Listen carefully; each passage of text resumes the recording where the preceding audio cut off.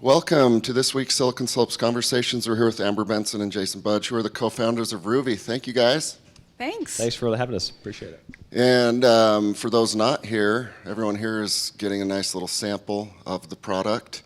And so far it's thumbs up from what I can tell. So I'm excited about this one because it's fairly new for Silicon Slopes content, but the principles of entrepreneurship will apply.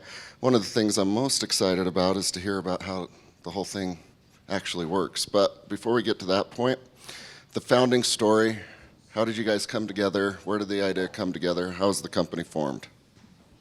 I think our founding story is kind of interesting. It wasn't just two people starting something fresh on its own.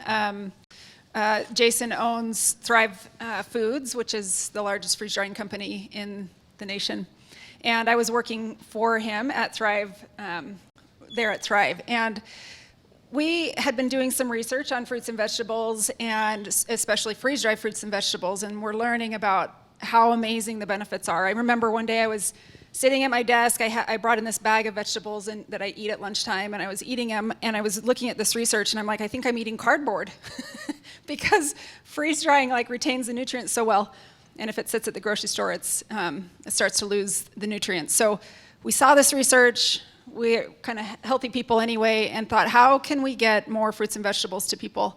And I remember a phone conversation we had. I was down by that Thrive nursery, kind of by the Thrive offices, and we were saying, what's next on the horizon? What's next with fruits and vegetables? And we said powders.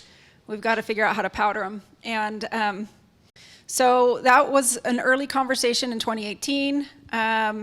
Busy with Thrive stuff, so it was sort of back burner, but sort of starting to work on. But we started testing it in 2019 with Thrive. And do you want to explain maybe the relationship there with Thrive? Yeah, and maybe even just a sidebar on this. So with Thrive, we freeze-dry lots of fruits and veggies.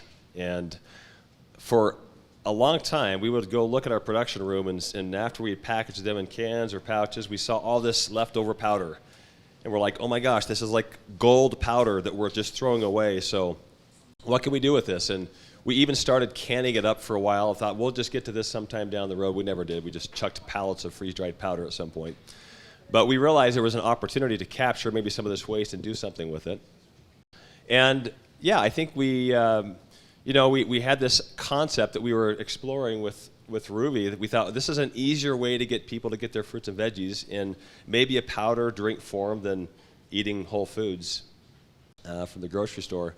So we started concepting it back in 2019, and we said, well, let's test this out, let's launch it. We launched it under our Thrive Life brand, which is kind of a direct-to-consumer, or a direct sales model. And immediately had a great response. Had a really successful launch, and was doing well under the Thrive brand. One thing that's important about all of this, when we were putting the powders together, we thought, well, it's fruits and vegetables, we're going to have to add sugar, we're going to have add stevia or something. And we had some consumers who were like, no, please, don't add sugar, don't add stevia. And we're like, but it's fruits and vegetables, this is going to be terrible. So we start blending it together, and right before a big 4-hour grinding meeting, we, in my mind, I was like, I just have to see if this is possible. So I went down into the kitchen where we had all this product sitting around, and I started blending together blueberries and spinach, and I can't remember what the third ingredient was, and tasted it, and I was like, with water, mixed it up with water, tasted it, and I was like, oh my gosh, this is good. So I took it up to the meeting where we had a competitor product that was fruits and vegetables, but high heat, air dried. And we tasted them side by side, and we were blown away with how good Ruvi could taste.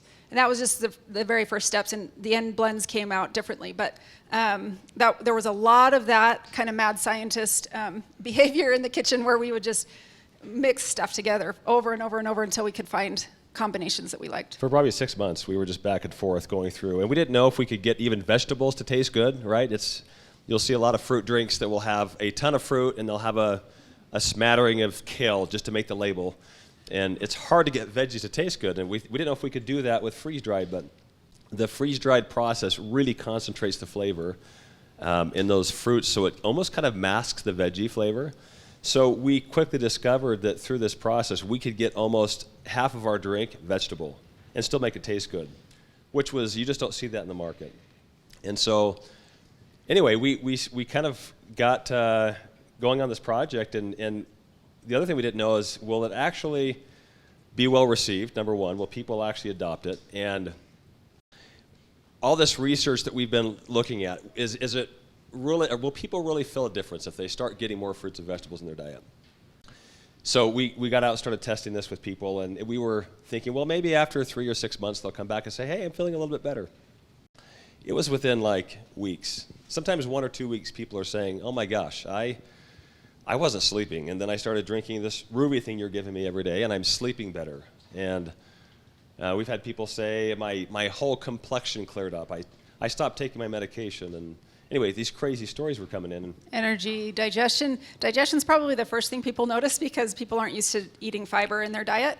And half your plate should be fruits and vegetables, and it's lucky if we get a fruit or a vegetable in a day. So when people started drinking Ruvi every single day, getting the fruits and veggies, they were like, oh, my digestion all of a sudden works. Which was kind of an affirmation of what we're doing. Like, okay, this is actually working. It's not just, we got it to taste good. We got lots of vegetables in there. And yes, the research that fruits and veggies can totally power you up and change your life, it's working. We're seeing people coming back with story after story. So I think we realized, okay, we've got something here. This is something that we think is going to have a huge impact on people's health and well-being. And so, yeah, we pushed that through to launch in 2019. Yeah. So Jason mentioned under Thrive, this direct sales model, and it was really kind of a testing ground. We knew we wanted to see how well it would do on an established customer base. Instantly did well.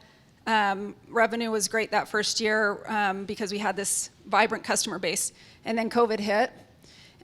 Just a few months after we started introducing it to those customers. And pretty quickly, those Thrive customers pivoted their dollar out of Ruvi, which is an everyday product, and into food storage. And Thrive just exploded during COVID because everybody was looking for food storage. There was a lot of panic out there. And so it actually escalated or sped the amount of time it would take us to pull Ruvi away from Thrive, which was kind of ultimately our goal. Yeah, we even talked about in the beginning, like, should we launch this under one of our current brands, or does this deserve its own platform? I think you and I were thinking, let's just go separate brand, let's break this thing off, and we got swindled by someone in our company to keep it under Thrive Life. Super good sales guy. Yeah, totally got duped. Anyway, so it was already in our minds that this needs its own stage, and so that was just the right timing. COVID hit. We're like, all right, let's see what we can do to pivot and give this its own, foray into the market as a separate individual brand. Very So cool. we totally pulled it away 2021 January. That's kind of the official launch date for Ruvi on our own 2 feet. 2022. 2022. Sorry, Good enough. 2022. Great founding story, and it involved a blender and some blueberries, and I love the R&D aspect of that. We'll talk a little bit more about that in a minute. Real quick, science of freeze drying, and second question would be, where do you guys get your fruits and vegetables? Yeah, so freeze drying really started back in the space exploration days, right? They were trying to figure out how to get food up into space without all the water weight, and so this freeze-dry technology was born at that point. Maybe you've tried the freeze-dry ice cream bars. I don't know if any of you guys have tried those Skittles. before. Skittles, but anyway, so that was it had a purpose to get to space with little weight. And then I think there were other just opportunities that developed from that. One of those being, and we're very familiar with this here in the Utah community, which is food storage, right? How do we increase the shelf life of foods? So when you freeze dry something, we'll actually harvest something when it's ripe, which is not typical of what you see in the grocery store. We can wait till it's ripe, we harvest it, and then within 2 to 12 hours, we'll actually flash freeze it. So we kind of lock in that nutrient degradation process right at that moment. And then from the frozen state, we actually take it into these giant freeze-dry chambers about as long as the width of this room here. We'll will in just a whole bunch of strawberries or spinach or chicken, you name it. And then over the course of about 8 to 20 hours, we take the pressure down to 0, we drop the temperature, and we just remove that ice. So what happens is you get a really lightweight product with virtually no water. And when you take water out of it, when you take light out of it with our packaging, when you take oxygen out, then you stop everything that breaks down a food. So that's why you hear about freeze-dried foods last for 25 years and probably a lot longer. We've seen things 40, 50 years old that still have great nutrient quality. So that's the process, and I think that there are a lot of great areas in the market where that becomes really valuable. For us, we found that outside of food storage, which is kind of the genesis of this product, we can conquer that whole issue that we struggle with, which is that we buy strawberries at the grocery store. It's hit or miss if they even taste good, right? They were picked pre-ripe 4 weeks ago in California. They traveled for 2 weeks. They sat in facilities ripening. And then you take them home, and within a week, they're going back in the garbage. A day. Or a day, yeah. Sometimes. Or you discover that one that's got mold on it you just bought from the store. So we can really preserve and reduce waste and help people get a really highly nutritious and great tasting food with bypassing this whole typical supply chain that we're used to. So Amber talked about how sometimes stuff tastes like cardboard. I don't know if you've had that experience, but our stuff doesn't taste like that because we can let it ripen literally and then just harvest it right then and stop that nutrient degradation. So anyway, really powerful way to increase nutrient density, to preserve flavor, to preserve shelf life. It's just a really powerful process. It does add cost, of course, to the process. But for us, we've been able to build a nice business with Thrive on it, and we're really loving the technology for our Ruvi process. Well, early on also we had somebody say, why would you freeze dry it? It's so much more expensive, just dry it. And typical drying methods is they're big drums that you have to juice first. So you juice the fruit and vegetable first, you throw it in this drum with super high heat, or it's spray dried with additives, and it kills the taste. So freeze drying keeps the taste, it keeps the nutrients, and that's why we decided to stick with that method. Otherwise, you do have to add the sweeteners and all of the, the flow agents and different things that make it taste just decent. So maybe just on that line, if you haven't heard of Ruvi, probably most of you haven't yet. We're very, very startup phase, but our whole mantra is fruits and veggies, nothing else. So we're literally giving you a pouch of freeze-dried fruits and vegetables crushed up, and we put nothing else in our product. So there are no fillers, no sweeteners, no preservatives. And it's cool to watch people see that because they're used to that, right? They're used to seeing a bunch of stuff on the label. They look at our label and say, oh my gosh, spinach, cherries, blueberries. That's it. There's nothing else there. So we love that we can provide a really healthy product, a really great tasting product without all the typical junk that people throw in there. Just like what most of humankind over the last however long we've been here have eaten, right? Yeah. Well, you mentioned your garden, and really the best way to eat food is straight from the garden. So if you can pick an apple and eat it within a day or two, that's the best way you can get your nutrients. Spinach loses 100% of its vitamin C within 4 days. So anytime it's traveling to us from the grocery store, it's losing nutrients. An apple at the grocery store is on average a year old. So, or it can be a year old because it has one harvest season. So what we get at the grocery store is not so fresh, and that's where freeze drying is actually showing to be more nutrient dense than anything but what you get out of your garden. Yeah, very cool. So if that's the case and Ruvi starts taking off, the second question was, where do you get your produce, your fruit and veggies? Yeah, I mean, we source a lot of things stateside. Anything we can get stateside, we typically do, but you're not getting pineapples in the U.S., you're not getting mangoes. So we have sources all around the world. South America, we source a lot from Europe. We source a bit from Asia. So it depends on and each part of the world has a different growing season as well. And what makes it additionally challenging sometimes is there are, depending on the climate, depending on the soil and the growing season, you'll get different densities, we call them brick counts, sugar densities in the food. So there are a lot of these variables that we have to play with and weigh out. And we'll try 8 pineapples that don't pass, and then we'll get one that really fits our profile. It really fits our flavor profile. It hits the nutritional deck perfectly, and so we're really after that one specific ingredient that we might only be able to find in Peru. So the supply chain for us is really key because we need that for our story, we need that for our flavor profile, and it's what consumers are coming to us for. They're saying, man, I can't believe you're giving me a drink with all those vegetables that taste this good. So anyway, all over the world, there's certain places we kind of stay clear of a little bit, but wherever we can find the best stuff. Very cool. And then the processing and manufacturing, is that here locally, or is there various spots around the world as well for that? Yeah, we'll bring everything in, and we do all the manufacturing here locally. It was interesting because with Thrive, we were fully integrated, right? We had the full team. We've got the full manufacturing facility. When we pulled away with Ruvi, we had to now start picking up the pieces and saying, all right, I guess we're doing our own sourcing. Now we're doing our own finance and our own supply chain, which I know you love, Garrett. And so but we still maintain all that manufacturing process here locally. Cool. I hate supply chain and logistics. I'm glad other people like it and are good at it, because the drinking of it, by the way, this is the first time I have sipped it, and it's delicious.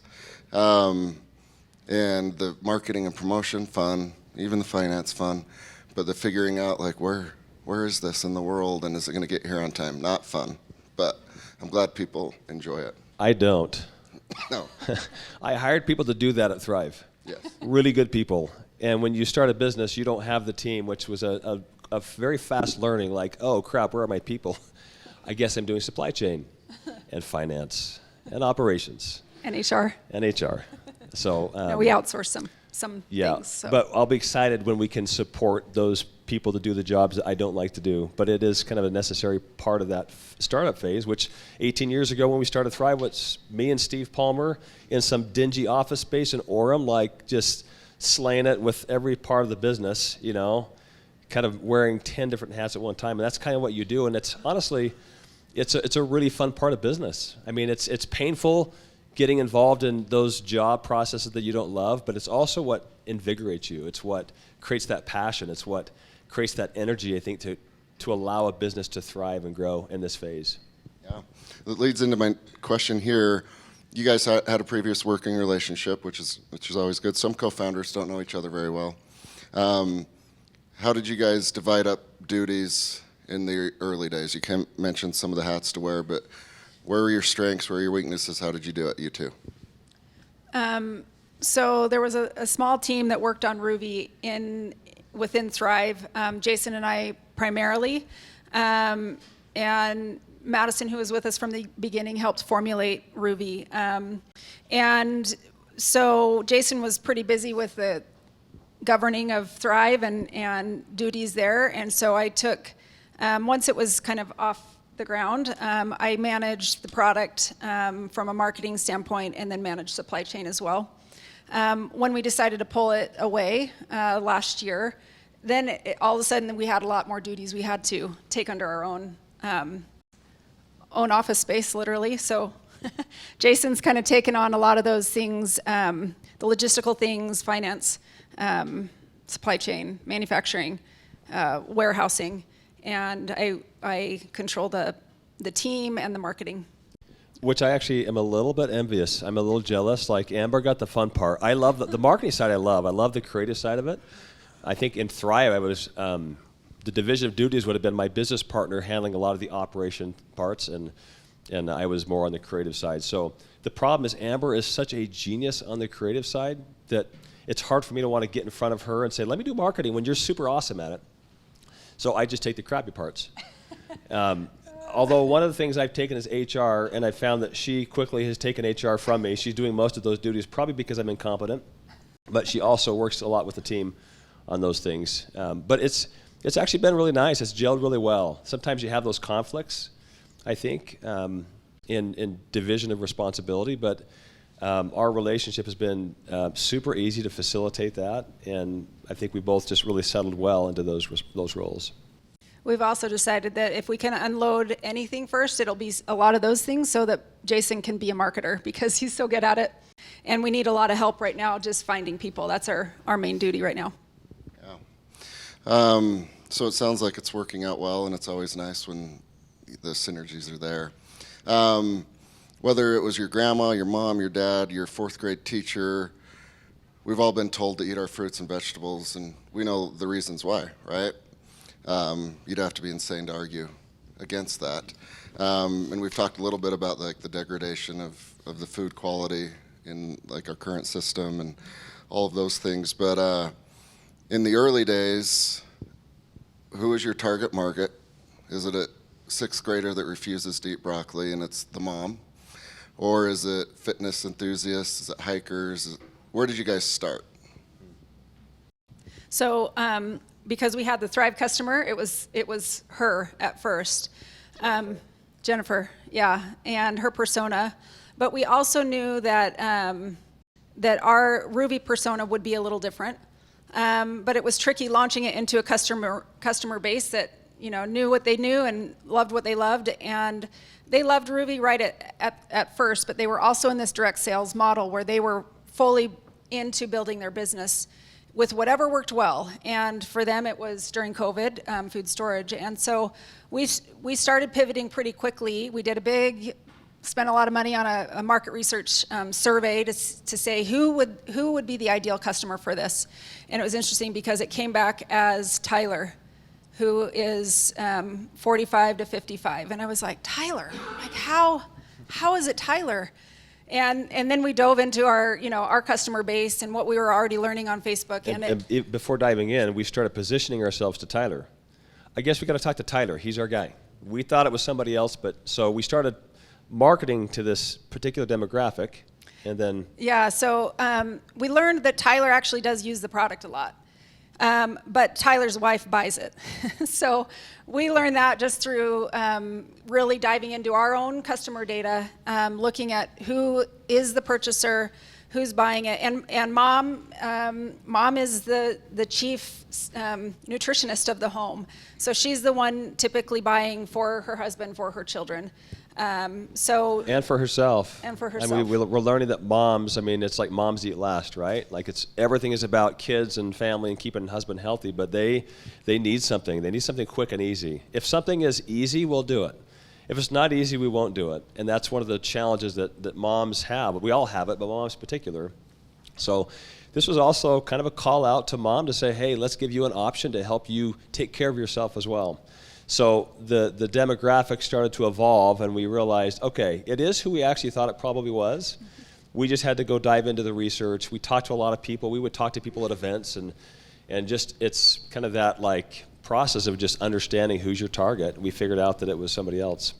The first FitCon we went to, we thought this is going to do great. It's powder. People love powder. They're into fitness. They know why fruits and veggies are important. But it was still, and even though keto is still really high, it was even higher then. And so it wasn't an instant hit like we thought it would be at FitCon. I hear FitCon has changed a little bit, and it's actually pulling in the female demographic a little better. And even people's perception of nutrition is changing a little bit. Like, oh, actually, it is good to eat fruits and vegetables. Fruits, at least. We haven't explored back into FitCon yet, but finding like events are really important for us. We learn so much when you just stand in front of a customer. Surprisingly, the home show of all shows was really good for us. It was just kind of a broad demographic from Utah who comes, and we stuck out like a sore thumb. So it was like, what is this product? And so that we did well there. Pinners Conference was really great for us. Another event that was really good was an event in Colorado called the GoPro Mountain Games. Lots of kind of outdoor enthusiasts. It did really well there. And Be Healthy Utah just happened. It was probably our most successful conference or event that we've been to. So it's one of those things you dread a little bit, like, oh, I got to go stand out in front of a bunch of people and try to pitch my product. And then at the end of the show, you're like, oh my gosh, okay, circle the wagons, guys. What did you learn? What did you learn? And we'll have this really vibrant conversation where we're like all scratching down notes, like, okay, we got to do this, this, and this. So I think when we talk about finding our target customer, we oftentimes will rely upon the research company, right, to go out and go figure it out for us.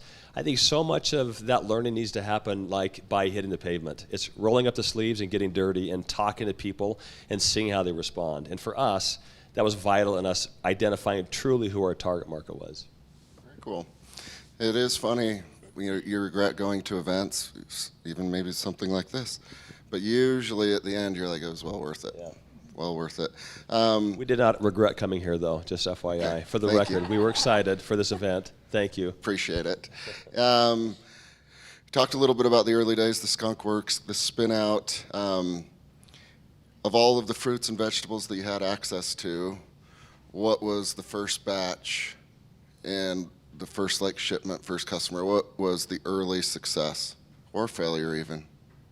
Well, we started right out of the gate with our 4 blends. We actually have a few more in the works that are finalized. It's just really shoring up the supply chain to make sure we have, first, second, third suppliers before we would feel comfortable launching it. But those 4 blends, it's kind of an interesting. Jason's really good at keeping things simple, and I'll come out at hey, we need to launch more products, and he's like, just know what that means. You're opening the door to so much more complexity the more you launch.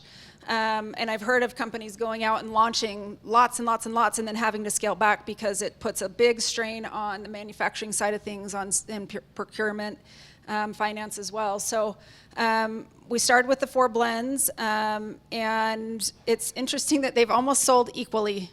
The green maybe edges just slightly over the others because the green has 60% veggie, and I think people just want veggies to be super easy, but the others are about 50%.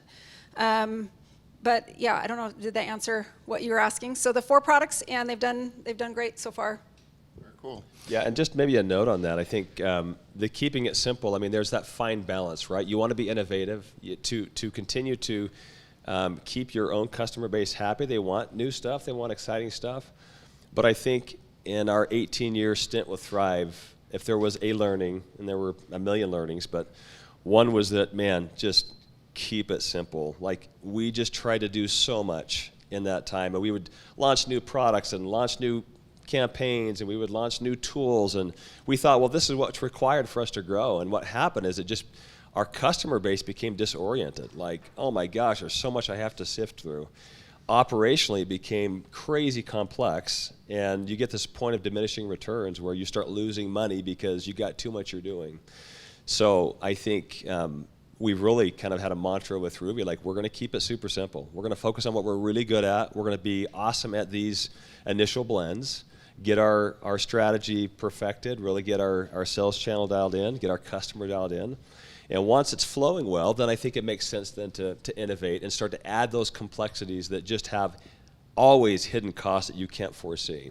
So it's been good, but I think we're ready for. We're anxious. We're ready for the new blend. Anxious for those. Yeah, hopefully in the fall we'll have another blend or 2 come out, but I don't think we're going to have 1,000 product lines. I think we're going to be a simple product line company and be really good at those things. But that simplicity carried over into other things as well. At Thrive, the website was built on Magento, and it was complex because it was a direct sales model, and to work in a compensation plan, and it had a team of 10 programmers. It was a robust IT team that had a year already planned out, and we thought we can't do that. First of all, we can't afford a team of 10 IT people. It's what's the simplest way to build this, and it was through Shopify. So our website's on Shopify, and it's amazing that every month, new apps come out, or the apps that we're using, they continue to develop in a way that right now is the first time we've ever had to work with a programmer, and it's been pretty easy because of the tools in place for small businesses like us. Very cool. We're going to open it up for questions from the audience here in a little bit, so get those questions ready. You talked a little bit about boots on ground, going to events. The home show is a pretty good hack there. If you're the one that isn't selling lawn furniture and carpet, people might want to talk to you. What about influencers or social media? What else have you found works really well, with probably the tip of the pyramid being happy customers that force their friends to buy it as well. But what else has worked for you guys? Yeah, so as soon as we broke away from Thrive, we could then go into Facebook. We had to sort of avoid Facebook marketing until we were separated from the direct sales model, because it's in direct competition with your primary customer. So we started into Facebook right away, and after a couple of years it took us to be like, why is this still, I mean, we would see improvements, and we're to a place where there's a lot of numbers and metrics that have gotten better. But especially toward the beginning of this year, we learned, okay, this iOS 14 change has actually dramatically shifted the way Facebook advertising is being done and the way brands are growing because of it. You kind of have to talk to other people to learn that. So you only see what you see internally. But so we've begun kind of, not a hard pivot, but to really pivot our attention into other things like influencers. We've always used influencers. We had influencers come over, ambassadors from our Thrive community that wanted to continue to promote Ruvi. But funny enough, we had our big first event, internal event, on Monday. We held a country music concert, which is really out of our wheelhouse. Our creative director, Dave, has a good connection with Kyler Fisher. He's a local YouTube family that has done really well that is pivoting into country music. So we had a country music concert and invited a bunch of people, and it was, hopefully it will be a success. But influencers look at what we're doing, and Ruvi is so unique and different that it does turn a lot of heads, and so we're pivoting a lot of our attention there into PR and some other things as well. Yeah, I'll say too, I think when we pivoted away from Thrive, I think we were on the tail end of this kind of sensational way to build your business through Facebook advertising. We hadn't had the iOS change, and so you had these companies that were just getting in and just slaying it on Facebook advertising. So that's, what do you do when you're not in direct sales? You go build your business on Facebook. So that's how we did it. But anybody who's in e-com right now knows it's been a hard slog the last couple of years, and it took us a year to figure this out. Like, oh my gosh, we are not winning like everybody used to be winning in Facebook advertising. So we've really had to get creative, which I think is kind of the tale of entrepreneurship, right? How do we go find people with a lower customer acquisition cost? I was talking to a marketing agency guy a few weeks ago. He said, things have changed in the last 3 to 5 years in marketing faster than I've ever seen it change. So it is literally like day by day, it's transforming. And so you have to adapt. You have to quickly learn, okay, what's happening, what's working today. So we're finding creative ways to get in front of people. You talked about, getting happy customers, and at the end of the day, that's it. We went D2C because we're saying, let's go find our passionate, loyal following, let's go build happy customers. But we realized we can't do it just through Facebook. We're getting a lot more into the influencer community. We realized that CPG brands, really, the successful ones, really are omni-channel now, and so we realized there needs to be a foray probably into the retail space. We sit around and like crack our heads together and say, what can we do that's creative and new? The country concert, like we had all these people come in, we invited a bunch of influencers, we flew in 2 guys from Nashville, flew in a band from California, and we're just trying to find ways to connect with people in unique and different ways than maybe is the traditional form of Facebook advertising. So we're not abandoning it, but we're realizing it's not the end game like it used to be. Yeah. So you guys are a startup, and startups have tough sledding. And there's a lot of reasons why, but one of those is competition, right? And whether it's other startups or a big behemoth that has been around for 100 years, I'm thinking like Chiquita or Dole, there's a lot of folks, right, in this industry. Do you see any of them coming downstream and kind of stealing your thunder? Do you worry about it at all? Are they where the acquisition happens theoretically in the future? How do you guys view and deal with competition? I mean, I think it's always a worry in the back of your mind. When I started Thrive, it was like every little thing that came up that might be slightly competitive, my business partner and I panicked. Like, oh my gosh, the world's crashing down, our business isn't going to survive. after like 100 of those, you just get numb. Like, okay, competition is going to come and go. You have to just understand what your unique value position is, get really good at that, and then not let that stress you out. Like, good companies are going to come and be sustainable if you've got a good strategy and good people in place. So, yeah, I think, we're not the first fruit and vegetable beverage. It's a pretty thick space out there. And honestly, the big companies, the Doles and the Chiquitas, they've been around here forever. What are they doing for us? They're not innovating. I mean, they're putting little cubes of fruit in a cup with some syrup, but they're not helping us out getting our fruits and veggies. So this industry, this space needs someone like us or some small entrepreneur to come up and say, let's go shake it up. Let's go make waves and help people get their fruits and vegetables, because the big guys aren't doing it. We're failing in getting our fruits and vegetables, which are so vital to our health and well-being. They're so vital to our longevity. And why are only 1 in 10 of us still getting it? So part of that is like, well, yeah, there's these big dogs out there, but they're not agile. They're not nimble enough, I think, to even come in and maybe shake things up. They might want to come and talk to us. And we do have people that will reach out to us. But at the same time, we realize what we have is unique. We think we have a brand that's going to be a huge brand.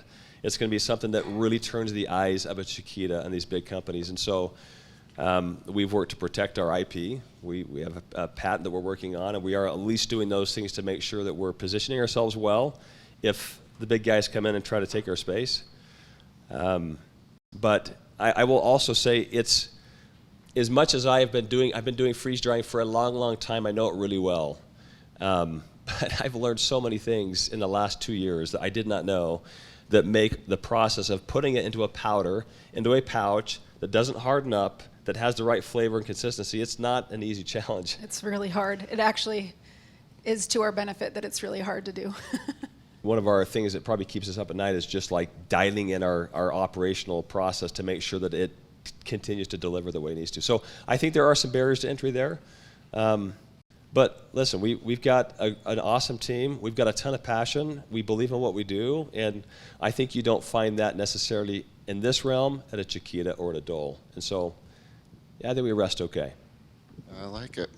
I've got a few more questions, but I want to open it up to the audience to see if they've got any. We've got a microphone somewhere.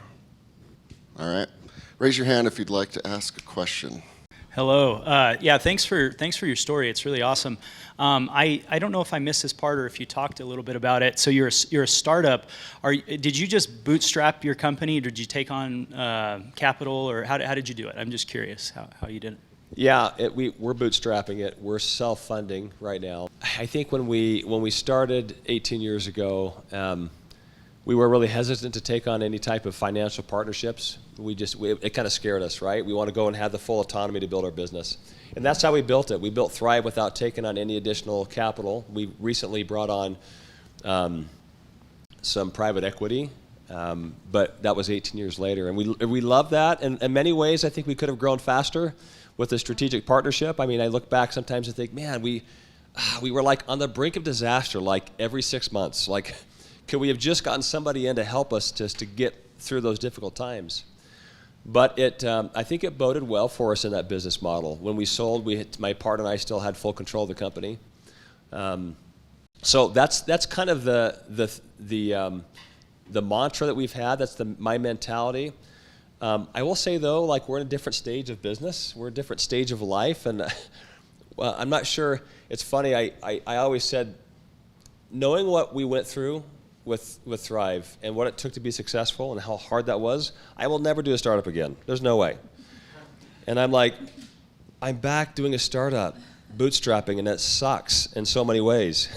Why am I doing this? Because he loves it. You can tell. I think it's hard to suppress passion.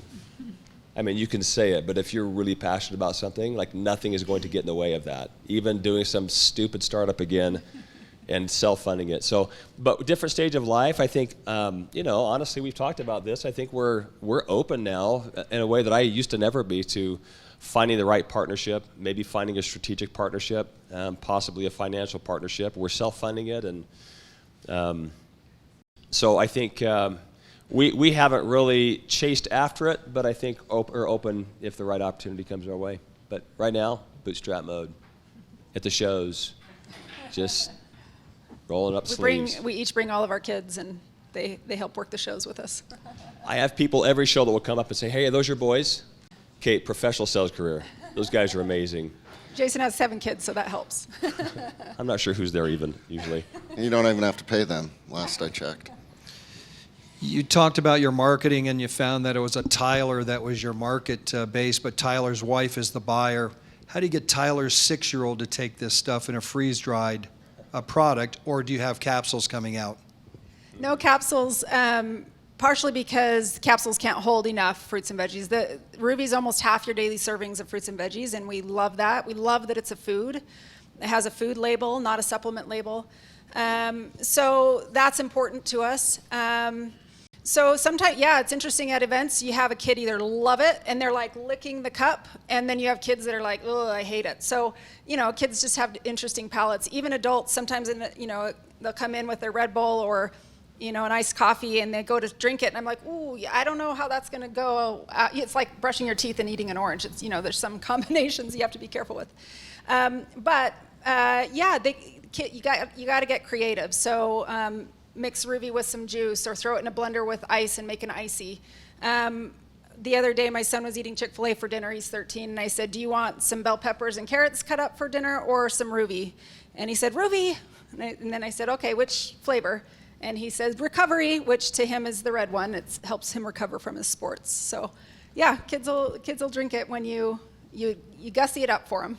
Yeah, and I'll say it's been actually surprising how many kids just drink it plain. Like, you'll get the occasional one that's like, I don't like this, but we have all kinds of videos of our people that are saying, look at my kid, he's drinking his fruits and vegetables. All my kids, just like unprovoked, will go get a Ruvi every 2 or 3 days. I'm not paying them. They can still stay in the family if they don't do it. It's genuinely, like, I think if you get someone at a young age, if you get a kid or an infant, Mike is on our team, he's here today, he's got his infant that, like, he'll mix up a paste of Ruvi. The kid eats mostly Ruvi. He's gonna be like Hulk, I think, when he grows up. But it's amazing, if you introduce this to kids early enough, I think they actually develop psychologically an interest in fruits and vegetables that will change how they perceive them going forward. And we have a lot of kids at all ages that are drinking it saying, oh, this is awesome, but they'll never eat it. They'll never pick up a carrot stick or broccoli, but they'll down a Ruvi with 8 different fruits and vegetables in it. So it's been kind of fun to watch that stage of development adopt our product. Where did the name come from? Names are hard. If anybody's done a name exercise, we had so many great names, and then you go research if it's available for trademarking. And pretty much nothing is. So then you start combining words together. So Ruvi is the roots of life. Ru, kind of a funny or an interesting way to spell Ru, roots, and then V is life in Latin. So roots of life. I walked around a nursery one time, and this brainstorming exercise, like, what's our name going to be? We got fruits and vegetables. I remember, like, making a field trip to a local nursery, and just walking around for inspiration, like Petunia, or like nothing came. I spent like 2 hours, and so we probably had 100 names. And honestly, only 5 we think could pass the sniff test of getting through the trademark office. And of those 5, our lawyer just said, here's your best chance. Yeah. So, but you look at, it's, sometimes I wish we had like a little more like fruity, veggie name, Fruity, or, but I think anymore you look at brands and it's really, the name can be important, but really it's what you do with the name. It's the brand you build around it that matters. It's what people remember, and people are fine. Oh, Ruvi, I love Ruvi. It's just the thing that goes with this particular product we have. So, yeah, I wish we had like a more sexy way to tell that story, but It's a good process story. of elimination. That's great. You'd mentioned with bootstrapping and building from the ground up, why not ride the coattails of Thrive Life with supply chain and all the manufacturing and things that you already had in place? It sounds like it's been a really learning journey going through what you're doing now, and that spinoff, is it because it wasn't a direct sales model with Ruvi, or why the spinoff, and it seems like it was more difficult? No, it's a great question, honestly, and it has been way more difficult because when you've got the resources of we have currently 700 people at Thrive. At that local office, maybe 350. When you've got that resource in place, you can plug something in pretty quickly and get it moving without doing everything that we're doing. Part of that is what Amber mentioned earlier, is we felt it needed its own platform outside of the current umbrella of Thrive. So at Thrive, we have Thrive Life, we have NutriStore Foods, we have Peak Refuel, we have all these different brands, and sometimes they get lost a little bit. There's not the ability to maybe innovate and get as creative with an individual brand. And so we always felt like, man, Ruvi needs its own platform. It's just maybe it can't go as far. There'll be a ceiling with Thrive. But the other thing, if I'm just being frank, is we had this private equity group come in. And because Ruvi was so startup and didn't have any revenue to show for it, it wasn't fitting into the portfolio. So my option was to stay at Thrive, continue to build that for the next 3 to 5 years till our next exit with my business partner. Or I could go take this Ruvi brand, which I'm just super passionate about. I just feel like it can do so much good for the world. And I don't know, I just got really excited about Ruvi. And so the reality is we just said, Amber, let's just go take this sucker off. I still own Thrive with my business partner. He's killing it, probably way better than with me, stopping him. So it was kind of by necessity of the acquisition and I think the need to build its own platform. I would also say we've never been smoother than when Jason took over manufacturing. So when we were under Thrive, we were the smallest brand, and I kept going to him saying, hey, we are out of stock. We are going to be out of stock for a month. Do you realize what this is doing for this brand? It's going to kill it. Just because we were small, we couldn't get the attention from the big company. And so since Jason's taken it over and totally controlling it, then yeah, it's humming. It's beautiful. I hate waste, and people might call me like a hoarder or various other insults, whether it's construction materials, recyclable materials, or food. It should go into compost. At the very least, right? But like the amount of waste that we humans turn out is just awful, especially with food. And it seems like with your guys' business model, a lot of that is mitigated. Is there an angle there? Is there a reason for that, or is it just a happy byproduct? A little of both, but it is important to us. A third of all food produced is wasted. And it sits in landfills, and that greenhouse gas is 11% of the world's greenhouse gases come from food, which is more than any country except the US and China, the output that they produce in carbon. So food waste is a huge problem, and it's a beautiful thing that Ruvi and the fruits and veggies in Ruvi, you're eliminating most of that waste. Again, because of the process, harvested and locked in right away. So a lot of the waste is happening on the manufacturing side, where the food goes and sits and it rots and then they throw it away. So, and then of course in the home, the average family throws away $1,600 in produce a year. Like, I mean, I do it still. Even though I know what I know, I do it every other week. I go into the fridge and I'm like, oh, what is this?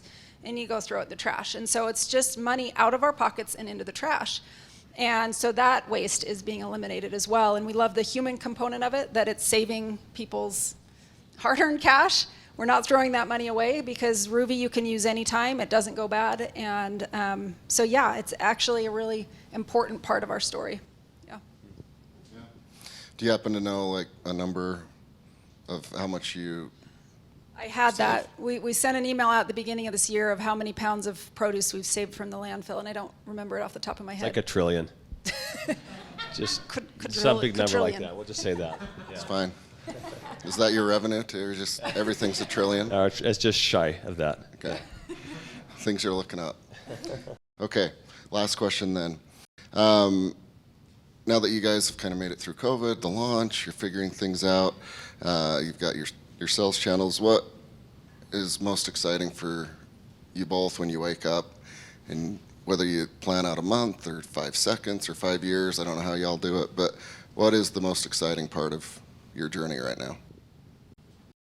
Well, my favorite thing about our journey is just going in and looking at the reviews and the stories. And we've had incredible stories, and even the reviews that are bad I love looking at, because it's like, okay, what am I learning from that, and how can I market it differently? We've changed directions several times. There's lots of pivots we've done because of people's feedback, so that's helpful. But honestly, when we hear people's health stories and health journey, that's what fuels me and gets me wanting to just explode this thing because it literally changes your health and wellness right now when we're young and healthy, but it changes it down the road when disease starts to set in. It can prolong that. And so fruits and veggies, so researching it, it blows my mind how necessary they are in our bodies and how we can help people hear about it and learn about it and get it easier. So yeah, that's, I guess, my answer.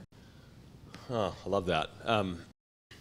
Yeah, I had this decision to make when we brought on our, when we were acquired a couple years ago, which is to either go home and like help Lindsay with the kids and like go pick up hobbies again, which I forgot what those are, dust out the fly rod, get the bike out. And I know that that would have driven her crazy, so that wasn't an option. And when you build a business, you're kind of like, it just transforms how you think. You'll never go work for somebody again, right? So going back into startup was a really interesting phase because I enjoyed what I did at Thrive. I was having a great time. But when I jumped back into Ruvi with Amber, man, like that new startup phase passion just kicked in. And it's like I have a hard time sleeping. Like, it's funny. I could be out doing anything really with my time, and I love coming to work. I think a lot of that is just partially it's the team. I love working with Amber. She's just such a phenomenal individual human being. I love just brainstorming with her and getting creative on how we're going to build this business. Our team is amazing. It's just fun to be with our team. I think at Thrive, it was build this business and grow it for whatever purpose. And now it's like we got this team that we want to just help them achieve their goals. Like we sit down with our team and what's your goal? What are your personal goals, and how can we help you through this business to do that? So helping our team succeed is really a fun part of, I think, what drives me to come to work every day. Yeah, and I think just being back in the grind of, funny enough, wearing all the different hats, but saying how are we going to build something that's going to be crazy impactful for the world and do a ton of good. Yeah, it just fuels me. So. Very cool. Yeah, it's clear that you guys are having fun, which what's the point if you're not? There's plenty of ways to make money, and you might as well have fun and do some good. Are you guys willing to stick around for a few minutes for those that didn't ask questions? Because I know there's more. Yeah, you bet. Cool. For sure. Thank you, Amber. Thank you, Jason. Really appreciate it.